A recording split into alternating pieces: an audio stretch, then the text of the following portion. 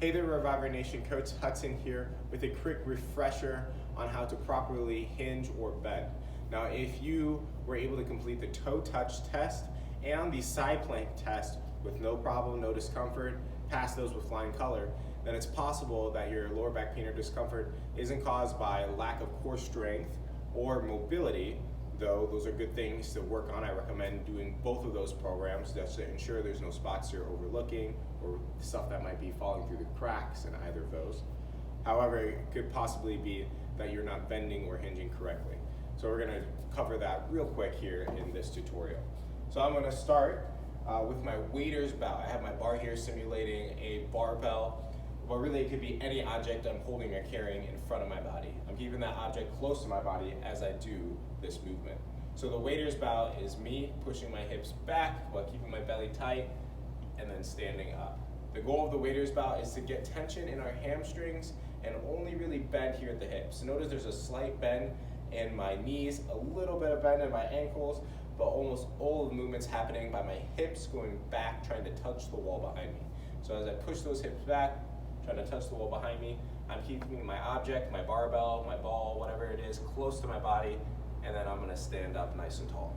My belly's nice and tight through this. I'm not rounding my back at all. It really helps perform this while looking in a mirror. That way you can have some instant feedback, making sure your back is flat and that your hips are going back. So once I've gotten to the point I can't go any further, my hips going back, I can start to lower my shoulders and my hips together slightly, still pushing those hips back, still feeling that tension in my hamstring, so I get that object about mid-shin. Now this is essentially going to be workable if you're holding a barbell and lifting it from the floor, because those plates will stop the bar about mid-shin. If you happen to be lifting some kind of complex object, a D-ball, maybe you're doing guarding at home, well then in that case, there's probably going to be some rounding in our lower back. So the key here, as I'm picking up that bar item from the ground, I'm going to get set underneath it, get a good grip, and I'm going to push my hips back as far as I can, squeeze my belly, and this is the key thing. There's a little bit of round in my upper back. My lower back looks pretty flat, but I really want to make sure I feel that tension in my hamstrings, my knees are pushed out. I'm going to keep my belly as tight as I can as I stand up with that object. So the same idea applies here, holding onto that object from the ground, pushing my hips back, getting my hamstrings, the back of my legs to feel tight, and then pushing my hips back, keeping my hips back, pushing my knees back, everything stays back, that object stays over my feet, and then I squeeze my butt and stand up nice and tall, keeping my belly tight the whole time. So that's really the exception whenever we're lifting up objects when it comes to having that rounded back. Majority of the time when we're picking stuff up, whether it be from the ground or even you're doing your clean or snatch, we want to try to keep that back flat and pushing those hips back, tension in the hamstrings. Whoop. Nice, neutral, flat back.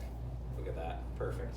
The entire time, squeeze my butt at the top, keep my belly tight throughout. It's a great way to protect our spine, protect our lower back, use the correct muscles when we're doing deadlifts, when we're doing clean, snatches, you name it, any type of hinging or bending. If you're not sure if you're doing it right, you can A, look in a mirror and evaluate yourself, maybe compare it to mine or even another coach's video, and then B, ask a coach to check your form. One of us coaches here at Reviver would love to do an assessment, make sure you're moving correctly. Deadlifts are great movement, hinging and bending are great movement in order to strengthen your lower body. When done correctly, they can help you lift things and move well for the duration of your life.